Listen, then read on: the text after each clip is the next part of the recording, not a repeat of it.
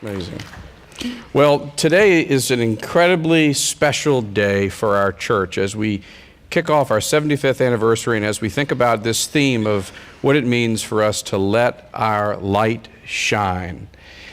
And we welcome all of you here today, and especially those of you that are visiting and those that are watching on Facebook and live stream. It is a very special day. Today we welcome someone who has been an incredible light in our world, a beacon of light, who has an incredible story of generosity, of really giving her life away and finding such meaning and riches beyond her wildest imagining. For more than 40 years, Lynne Twist has been recognized as a global visionary committed to alleviating poverty and ending world hunger and supporting social justice and environmental sustainability. An original member of the Hunger Project, which was an organization started in 1977 to end world hunger, Lynne served as the leader of this global initiative for 20 years. During those years, she created and managed worldwide fundraising operations.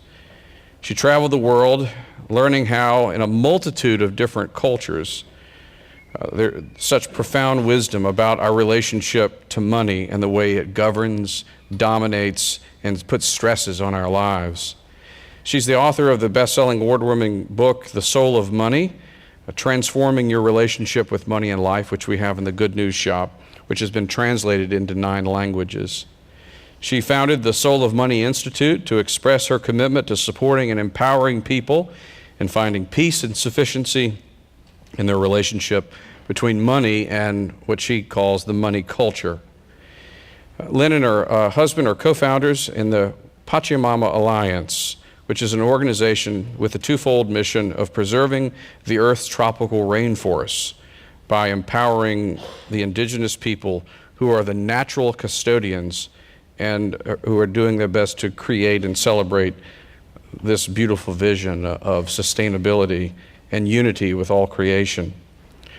So from working with Mother Teresa in Calcutta to refugee camps in Ethiopia to the threatened rainforest and the Amazon, as well as guiding philanthropy with some of the world's wealthiest families, Lynne's on-the-ground work has brought a deep understanding of people's relationship with money, and her breadth of knowledge and experience has led to profound insights about the social tapestry of the world and the historic landscape of the times that we're living in.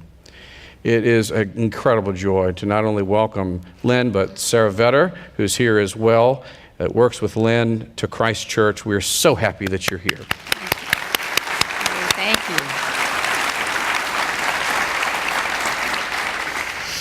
Thank you so much. Wow. Lynne, you have a really amazing story, and I just want to start with your early life, and you know, who were some of the people that taught you about generosity that really kind of got you going on your journey of generosity? Well, I think the first person, my greatest teacher my whole life was my mother.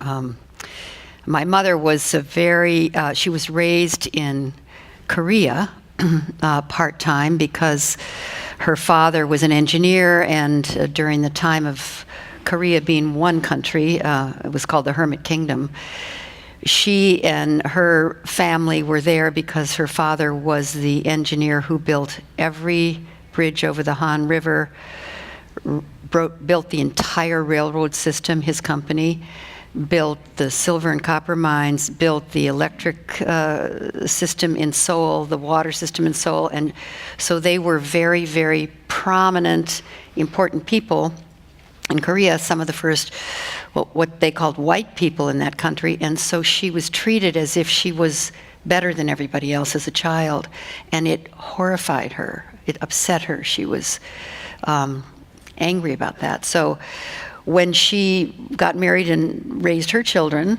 me and my sisters and brother, she wanted us to go to public school. She wanted us to know people of color. She wanted us to live in what you called the social tapestry of what she realized was the real world that she never saw, because it was almost like a colonial life that she lived. Mm-hmm. So she was a very, very deeply generous person, and kind of a civic leader. That's what, at that time, she was on every auxiliary. Remember that word, auxiliary? For all of the different things in our community in Evanston, Illinois. And I remember, because my father was a musician and had an orchestra during the big band era, we had a lot of musicians in our life, and some of them were people like Louis Armstrong and Duke Ellington. So we had people of color in our home, and it was this is really a long time ago, that was very rare. And my mother really pushed for that. It was almost like the exact opposite of the way she was raised. And so generosity of spirit, opening our home and our hearts, making life better for people was part of the way she raised us, and particularly important to me. I don't know, I really picked up on that one. It's very powerful to think about sort of the vision of parenting and what parents really do. And one approach is to say that our charge as parents is really to protect our children from all the sad things that happen in the world, to create the colonial life for them. So they don't ever see any suffering, they don't see any pain. Where the goal really is to sort of work on enrichments for them so that they can succeed. But what we perhaps actually do when they actually get out of our bubble, the colonial bubble, and they get into the real world, they're not really able to deal with the complexity and diversity. And I'm so inspired that was something that was so important to your mother. It was. And yet you were faced with this as well, because you got married, and your family, your husband was very successful. Say something about that, and what did he do for a living at that time? Well, my husband's name is Bill. We've been married for 50 years. We just had our 50th wedding anniversary. And we both went to Stanford, and when he was in graduate school, he graduated #1 at Northwestern Business School. So he was really sought after by all the big companies. And we ended up in San Francisco, which was our dream location, still live there. And he did very, very well, very, very fast. So we were young, we were in our 20s. He worked for a company called ITEL, and he kind of rose like this. The company did too. It was at that time, their goal was to be the first, the company that got to $1 billion company faster than any company in history, and they did achieve that. And it was these young sort of MBAs, Bill being one of them, that created that kind of miracle of revenue. And so we started getting wealthy really fast. I mean, it was scary. It was destabilizing, actually. I wasn't really sure how to be with all that. I was just a young mom. I had little kids. And yet we sort of needed to know more about wine. And then we needed to know more about art and collect it, even though we weren't even sure what we were doing. And then we loved camping. We used to go to Yosemite, but then our friends were going to Provence, and we thought, oh, we should be doing that.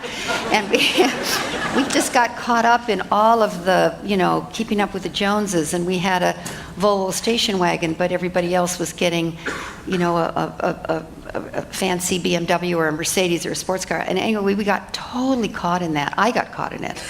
And we were, I realized, well, I didn't realize it right away, but we weren't with our kids that much. We were trying to get to every important event where we'd meet the next level of person on this some sort of ladder we didn't even realize we were on. And I remember being so, I look back. At the time, I didn't know what I was doing. You don't know when you're lost that you're lost. That's why you're lost.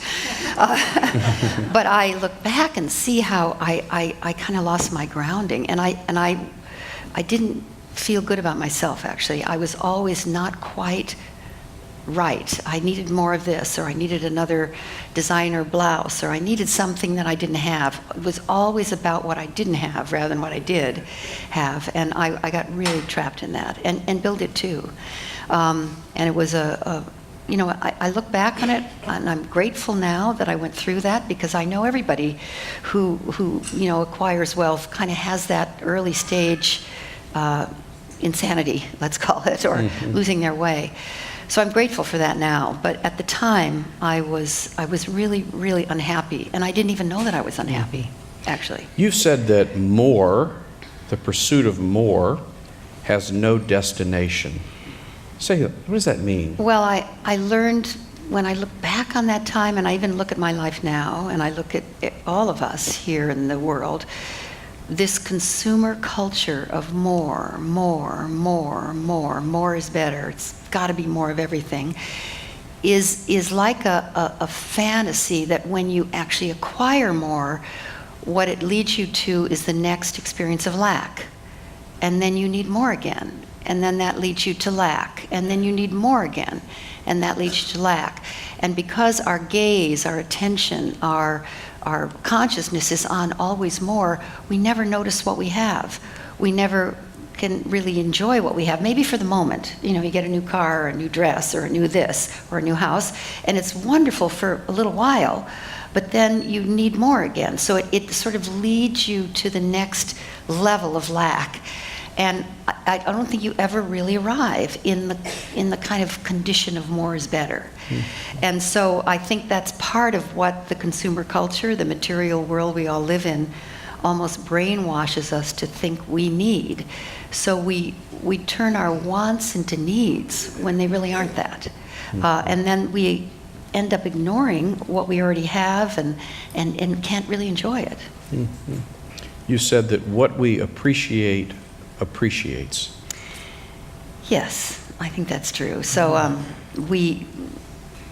there's this incredible experience of paying attention to what you have. There's a principle that I made up. I'm not sure you can make up a principle. Maybe you discover one, but I call it the principle of sufficiency. This word sufficiency, or you might say enough, is something that's very difficult to find in a consumer culture, because the consumer culture keeps telling you to put your gaze on more. But when you actually rest in or begin to find this experience of being met by the universe and being gifted by the universe and having exactly what you need, it begins to expand in the nourishment of your recognition of it. You're allowing yourself to see it. So the principle is this: if you let go of trying to get more of what you don't really need, which is what we're sort of brainwashed to want more of, it frees up oceans of energy all tied up in that chase to turn and pay attention to what you already have. When you pay attention to what you already have, when you make a difference with it, when you nourish it, and most of all, when you share it, it expands. It expands before your very eyes. So I'm going to say that again. When you let go of trying to get more of what you don't really need, which is what we're kind of trapped in wanting to get more of, it frees up oceans of energy tied up in that chase to turn and pay attention to what you already have.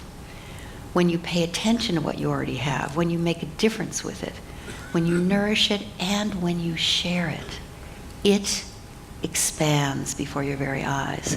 So the short way of saying that is what you appreciate appreciates. What you appreciate appreciates. Who you appreciate appreciates. When we all feel that when we're seen, when we're known, when we're appreciated by another person, who we are expands. And that experience of appreciation we've all had, it's also true when we appreciate that which we appreciate appreciates. Like the appreciation you have for the people here. I'm sure that experience of being appreciated and loved and seen and acknowledged grows in the nourishment of their heart. And they want more people to come here. Yeah. I think it's so powerful for us to understand that there are powers and principalities that are working in our hearts and souls that we don't really always realize that are there, because it's just the culture that we live in. Yeah. The culture of upward mobility, the culture of achievement, of acquisition, of fun, of bigger, of wow, And so I'm curious what happened in your journey with your husband. What was it that made you stop and realize that that you were trapped by more, the desire for more, the drive for more. How did your life get interrupted, and that led you to move to a place to think about sufficiency and generosity? Because this is what I'm sort of struck by, that when we're captured by more, we don't have, we could have $1 billion, and everyone could look at us and say, wow, that person has $1 billion. But if they're wrapped up in more, they don't even realize what they have, and they don't actually have time to do anything but pursue more. Right. And so they're imprisoned by more. I mean, that's a very powerful spirit. So if you call me up and you say to me, Chip, would you mind giving some time to this effort? Or would you mind giving some money to this? I might say, I can't do that. And you might look at me and say, well, gosh, you have $1 billion. You have all the discretionary time in the world. How is that possible? But if you know that what's really happening is that my life, my family is totally focused on more and what more can do to make life better, fancier, more fun, then you begin to understand that I'm actually trapped. Right. So how did you get out of the trap? Well, first of all, I'll say, to be honest, that trap still is at work in my life. And I'm vigilant about it. But we're all vulnerable to it, I think, because that is the water we swim in. So it's the culture we live in. It's the cultural conversation. Each person here and anyone listening has a minimum of 3,000 messages a day telling them that they need to acquire something they now don't have. That's heavy-duty messaging and very skillfully done by advertising and marketing. If you're in that profession, you're doing an excellent job. You got us. So it's not like all over for me, but I would say that the keys to kind of breaking that open for me were several things. I met and studied with Buckminster Fuller. For those of you who are older will remember that name, perhaps, the great humanitarian, engineer, architect who was a great teacher for me. I also got deeply engaged in ending world hunger and the work of transformation. Transformation, as well as spirituality, really shifted my relationship with the world. And let me stop you there. Wait a minute. You go from wine, I got to figure out this wine, I got to get this art, and I've got to upgrade my vehicle, right? Right. To world hunger. All right. So what was there something? What was Let's rewind the tapes a little bit more here. What was there something hungering inside of you? Yeah, I was just miserable. I began to realize I was. Yeah. And Bill was out, being this important guy and traveling all over the place, and I was pretty much alone with the kids, and I was a substitute teacher, and I was trying to make a difference with my life, but it was vapid, it was meaningless. And actually, one of the key things I did was I took the old EST training. I don't know if anybody remembers that, but it was a human potential movement now called the Landmark Forum, kind of morphed into something else. And that was a two-weekend thing where you kind of really took a deep dive and looked at your own life. And I took it actually because my friend Sandra seemed like she was so much better than me. It was like pursuing better than me thing. And she said, well, I took this amazing course, you should take it too. So I took it, and what I found out was that I was caught in what I call the mindset of scarcity. The unconscious, unexamined mindset of scarcity, which was very, very powerfully communicated in this course. And then right following that, I met Buckminster Fuller, who talked about sufficiency. So scarcity and sufficiency. So I kind of got, double barreled there. I started to realize I was living as if there wasn't enough, it's not enough, I'm not enough, there's not enough, it's not enough, I'm not enough. this deficit relationship with myself and the world. And this course was very clearly, revealing what I call the unconscious, unexamined mindset, or unconscious, unexamined condition of thinking, almost like, this thought, there's not enough, comes even before checking out the world, or before deliberation, or before consideration, just sort of like glasses you've got on that you don't even know you have on. So, you wake up in the morning, and most people still, I think this is kind of the way life is, you wake up in the morning and you didn't get enough sleep.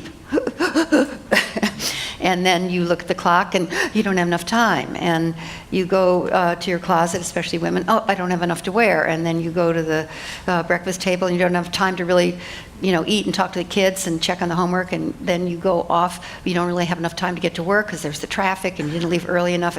There's not enough, it's not enough, there's not enough, it's not enough, is the siren song of a consumer culture. We all live in it. And I began to see the mythology that is, the pathology that is. And I began to realize that it was the lens through which I was looking, that we all look through, and that I just need to qualify that, I then got involved in working on ending world hunger. Through Bucky Fuller and other people, John Denver, and wonderful people who started the Hunger Project. And you would think that working on hunger would make you really, reinforce there's not enough. There's all these hungry people starving to death. But the opposite happened, because Buckminster Fuller, really taught me and millions of people that we live in a world of absolute sufficiency, that there's enough for everyone, everywhere, to have a healthy and productive life. And that we have a mindset that it's a you or me world. Either you make it at my expense because there's not enough for both of us, this assumption that there's not enough, or I make it at your expense because there's not enough for both of us. That's a you or me mindset. And that most institutions, the way society's organized, is from this you or me mindset. Actually, Bucky said, and I'll quote him now because this is a little bit difficult territory, but he said the economy is clearly rooted in a mindset of scarcity, that there's not enough to go around and some people are always going to be left out. So you've got to accumulate more than you need to make sure you're safe, you and yours, from not being among those who are left out. If we think there's not enough to go around and someone somewhere is always going to be left out, then it's noble and responsible to accumulate more than you need so that you and yours, and then you have to figure out who you and yours are not among those who are left out. And then even if you have to do it a little bit at the expense of those who are left out, when you have way more than you need, you'll go back and help them. That's kind of the way everything's organized. And except that the way more than you need gets bigger and bigger and bigger and bigger and bigger, and it's kind of never ending. So sometimes you kind of can't get around it, those people.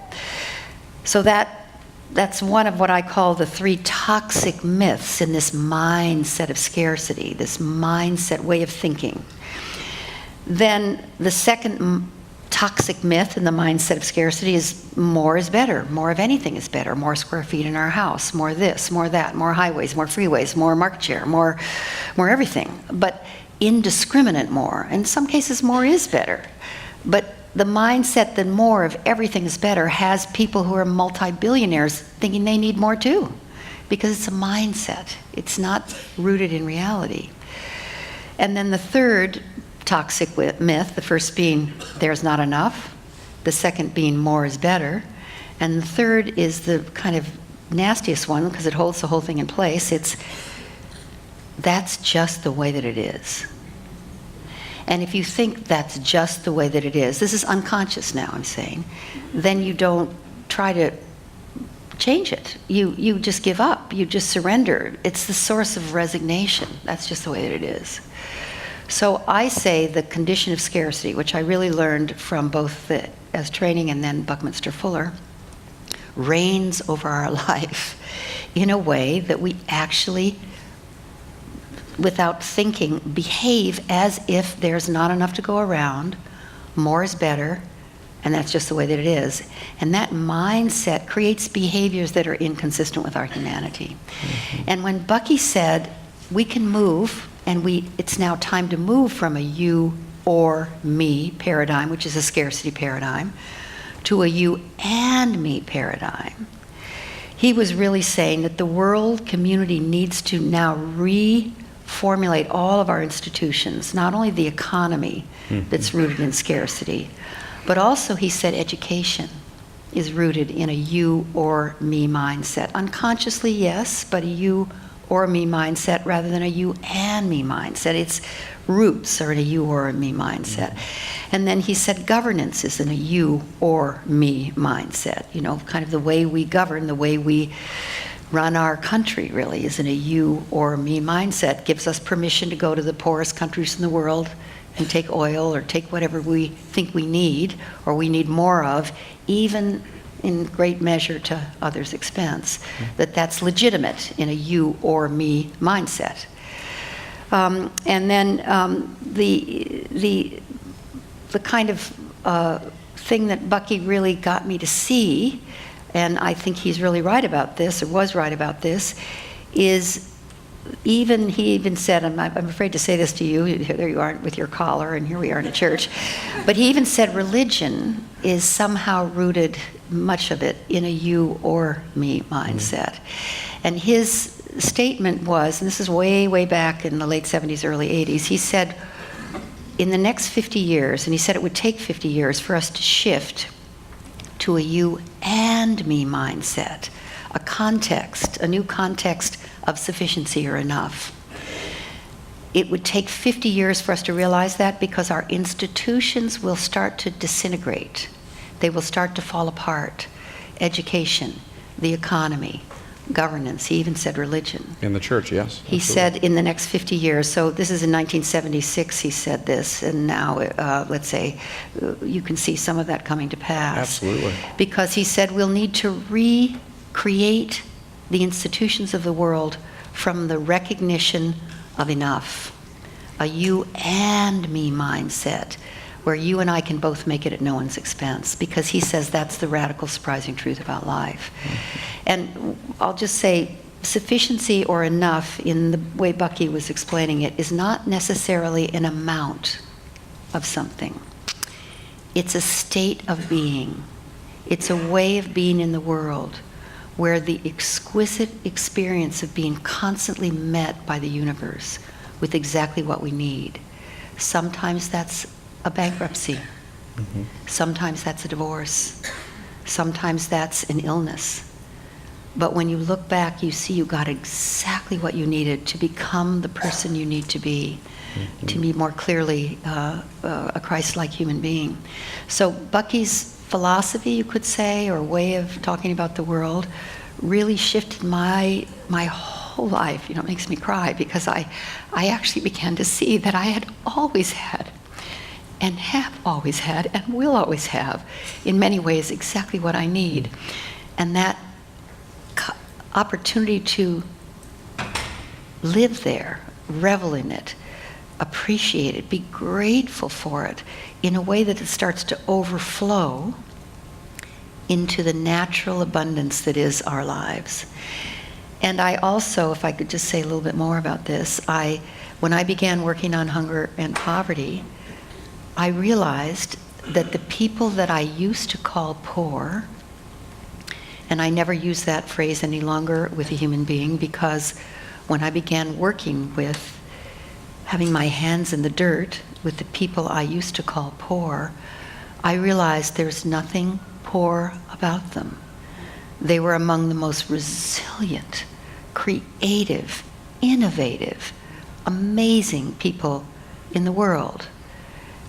In fact, thinking about women in Ethiopia after the 1984-1985 famine, they exhibited more courage to live through a day than most of us will need in our lifetime.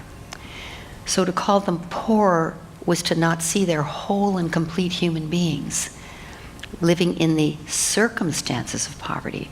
What's poor is their circumstances, not them.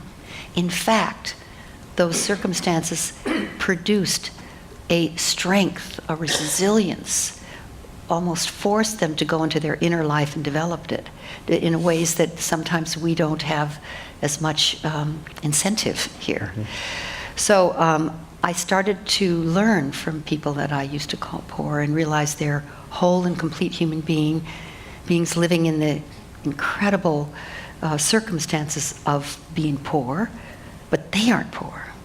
And to label them poor was to demean them and ourselves and keep us stuck in this relationship that's inaccurate. But I'm struck by the fact that in some ways, to get to a place of genuine generosity, not the sort of generosity that it's an arm twisting or a kind of a trade, quid pro quo kind of generosity, get my name out there generosity, but to enter into real heartfelt generosity, it means in some ways to get to that place of sufficiency and to be able to say, even if it's just a temporary state, right? Yeah. To be able to say, look at what I have. I'm so blessed with what I have. And it's out of that sense of gratitude that I want to give.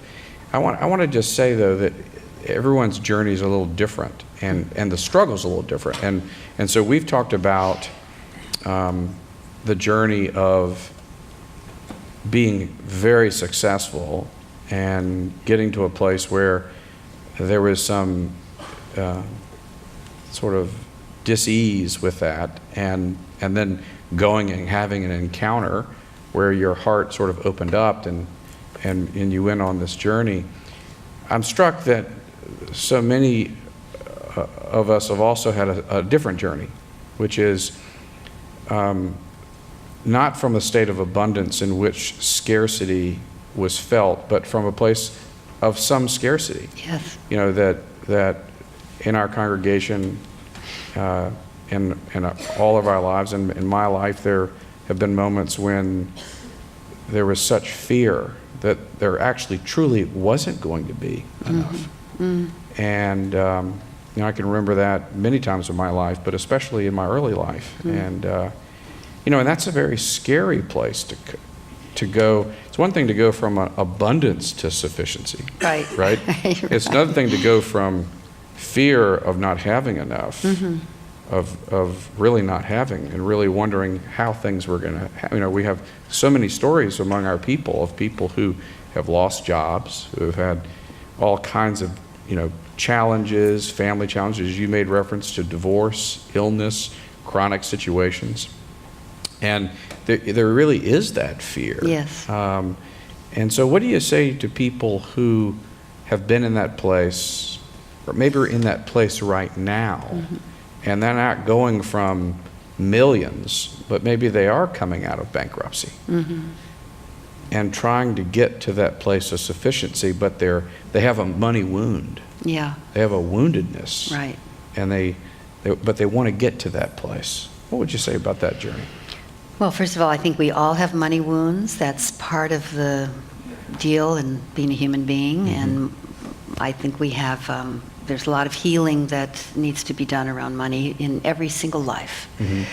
People who are struggling, really struggling with real, honest-to-God scarcity rather than just a mindset, when people like that do come to me, or when I have the opportunity to work with people like that, and it really comes from this work with people that I am referring to in Ethiopia, in Bangladesh, in India, where I saw so much power and beauty in who they are, and they were so able to express their generosity even in circumstances that are almost unthinkable to all of us. So I know that that's available. I've seen it. I've lived it. I know that's available to everybody, no matter what. And so I'm just thinking of a woman who came to me who had $150,000 of credit card debt. She was divorced with children. She'd lost her job.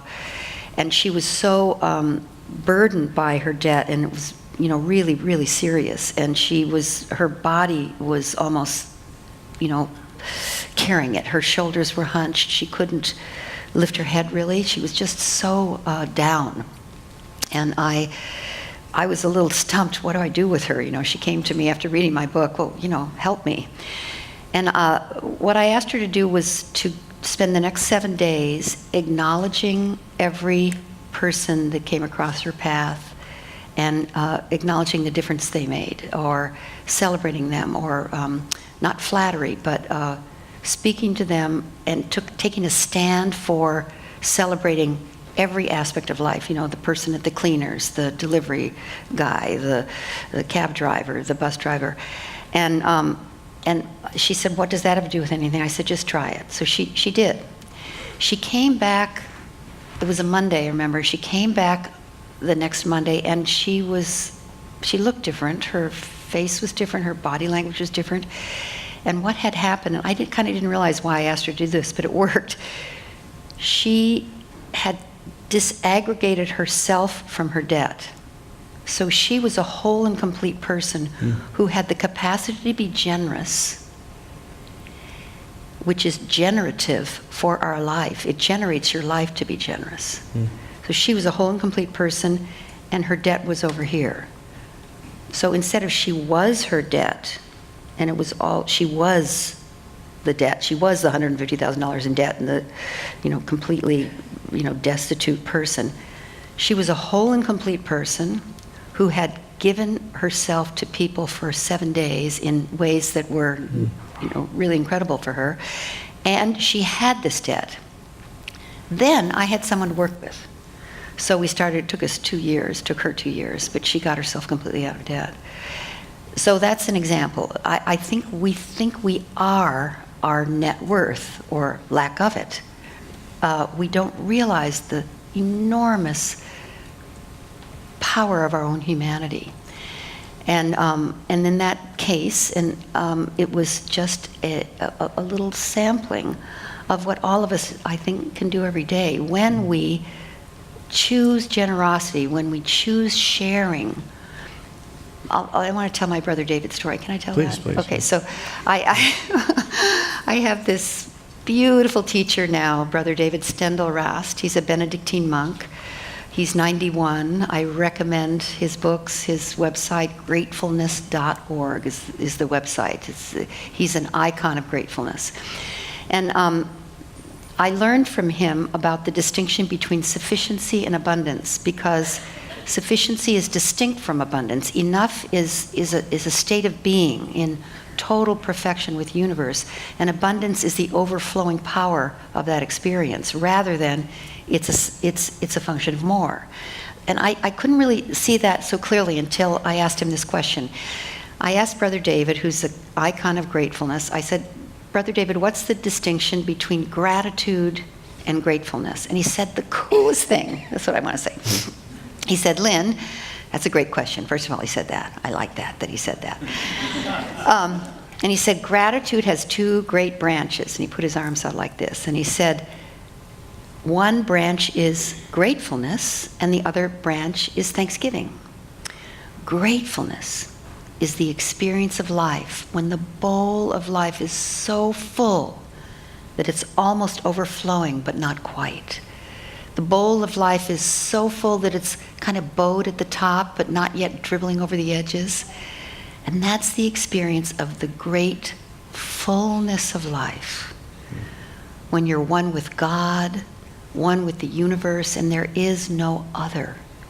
And it's such an exquisite experience that the bowl of life starts to overflow, and that puts you in the other branch of gratitude called thanksgiving.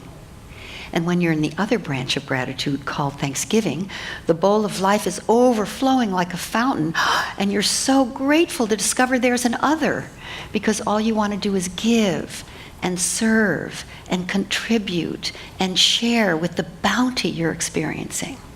And that puts you in the great fullness of life, again, over here in the other branch of gratitude, and then you're one with God and the universe, and there is no other, it's all one, and then it overflows again into thanksgiving, and all you want to do is give and share. And he talked about this is really, I started to see this is the experience of absolute, exquisite sufficiency, being met by the universe with everything, things we thought we wanted, things we don't really want, but serve us. And then when we appreciate that, when we're grateful for it, it overflows into abundance, and all we want to do is share and give and contribute and serve. And that metaphor, to me, is sufficiency, which is the natural outflow that creates the experience of abundance, rather than abundance is getting more. It comes from, it's sourced, it's generated from the appreciation of enough. And that, to me, is kind of like the secret of life. So that's my brother David's story. You've said that regardless of how much money you have or don't have, that everyone can be a philanthropist. That's true. What does that mean? Well, the word philanthropy, you probably have said this many times to people, means love of humankind. That's the etymology of the word philanthropy. Everyone has gifts to give. There's no one who doesn't. And the gifts are everything all the treasures that we've been given. Our life is given to us, I believe. This is the life we've been given. And the blessings that we receive, of which there are multitudes when we really pay attention to what we have, our health, our well-being, our body, our mind, clean and fresh water, and even people living in conditions where they don't have all that, even people in dire stress, have so much to give. And when we give it, we realize we have it. We don't have it and then give it as much as we give it, and then we realize we have it. It's almost like the real source of prosperity is generosity. That's when we realize that we have enough, when we're sharing it. And so this powerful, powerful way of living, I love to say, I would like to have people want to be known for what they allocate rather than what they accumulate. I want to be known for what I allocate rather than what I accumulate. What was your question? Did I answer it? Oh, I'm just mesmerized here. I mean, I'm just, I think you have spoken so deeply to, you've made conscious the subconscious. You've helped us realize the powers and forces of the money culture and the powers and forces within all of our hearts and all of our lives. Whether we have a lot and there's fear and shame associated with having a lot, or whether we have a little and we're afraid we're going to have less, and there's money and shame associated with that, and fear. This journey that I think Christ calls us to is to this place of sufficiency, where we appreciate what we appreciate, and what we appreciate appreciates. And then we're freed up either from the more that you talk about, or the woman who's hunched over and doesn't feel alive. We're freed up out of a sense of gratefulness. We're freed up to be generous. And as you said, the most beautiful discovery is that generosity is generative. So all of a sudden, by being generous, we're creating something.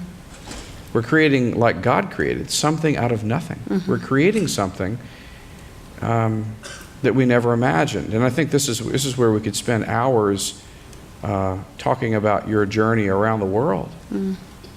And all these different places that you've been to, from refugee camps to the Amazon, that your life has been so richly blessed by your generosity that you could never measure that in terms of a number. So I'll leave you with the question, what would you invite us to think about as we think about this question, how much is enough?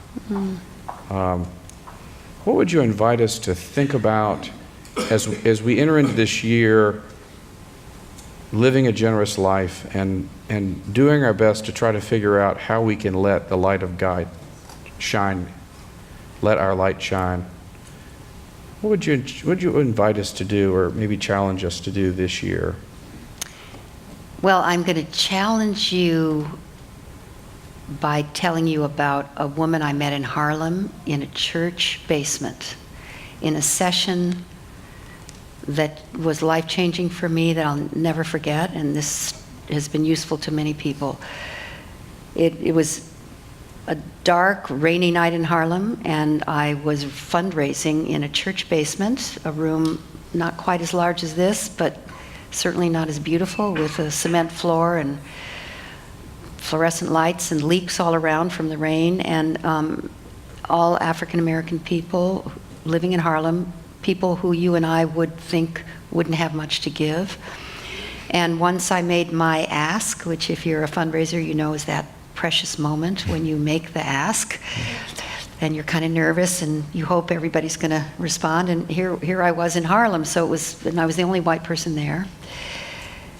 And the woman who stood up to respond to me, she stood up after I did the ask, and she was sitting in the second row from the back, right in the aisle where I see someone sitting right now. And she stood up, and she was a very slender, quite dignified African-American woman with gray hair. She was probably 70 or so, had on a raincoat, and underneath her raincoat you could see she had on a formal maid's uniform with a leather purse on her arm. And she looked at me, and I had talked quite a bit about Africa, ending hunger in Africa.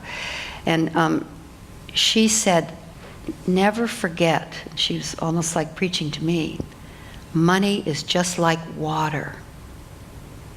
It flows through every life.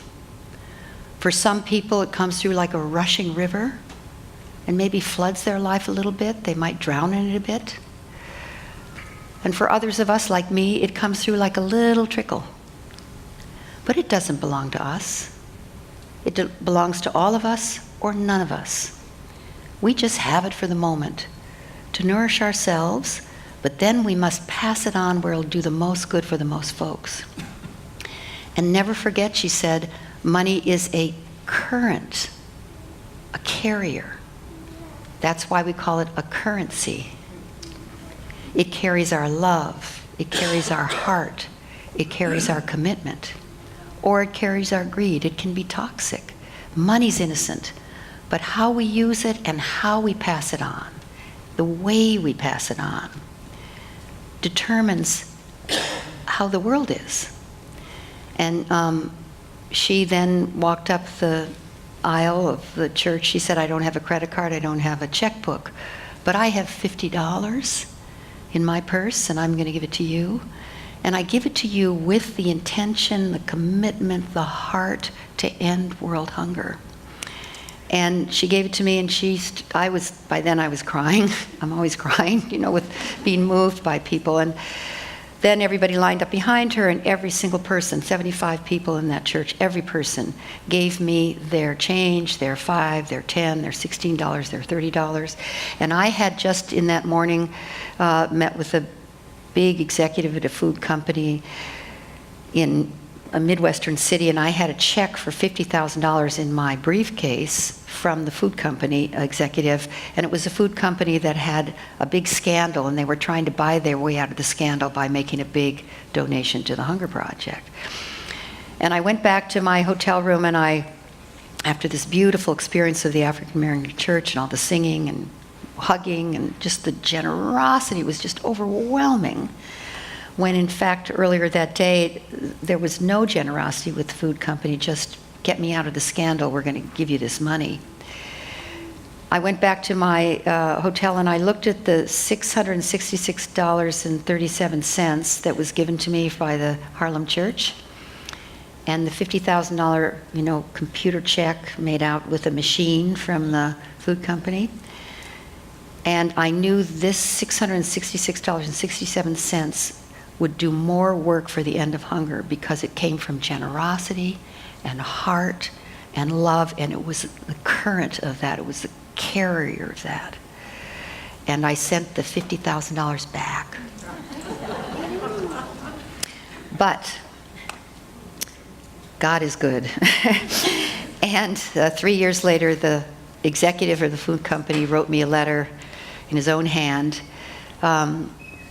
saying, I never forgot the return of that check and the letter that came with it that said, I don't feel the commitment behind this money, is what I said in the letter, and when your company is committed to ending hunger, we'd love to have your contribution, but I'd like you to return the money until that time comes. And he had retired, and he'd gotten a very nice retirement package, and he wrote in his letter, I'd like you to accept my own personal check for ending world hunger that carries my commitment, my heart. I've really learned about ending hunger since retirement, even though I didn't pay much attention to it when I was head of the largest food company in the world, strange as it may seem. But after that letter and the return of that check, I got engaged in this issue, and I really realized I want very much to have you use my contribution, if you would accept it with my heart and my love, to end world hunger of $250,000. And I did. And I tell you that story because that was one day in my life where I saw that money is a carrier. It is like water, like Gertrude, this woman, said. And it flows through our life to nourish us, yes, but then, especially when we have more than we need, which is really the truth for most of us, it's there to pass on, to do the most good for the most human beings in the world. And so I challenge all of you to see money like water, to allow it to come into your life in a way that you can pass it on to do the most good, and to be as generous with everything that you have, including your money, as you can be, because that generates a blessed, grateful life. Amen. Thank you.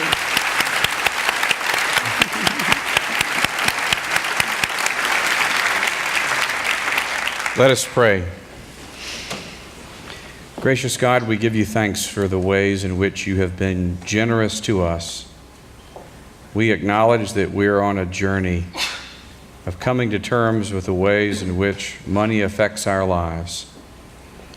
Help us to not see our self-worth as our net worth, and give us eyes and hearts to love all of those around us in the ways that you call us to, that we might let our light shine, which is your light, and give hope to the world. Amen. Will you come back? I so will come back. I actually want to say one more thing, and I know we're out of time. I realized that I met you almost exactly a year ago today, because the meeting we attended together in Aspen was September 16th and 17th. Happy anniversary. Yeah. We have this amazing book, The Soul of Money, that's up in the Good News Shop. I encourage you to go upstairs and get a copy of it. Let's make this an annual event. Yes. Thank you. All right.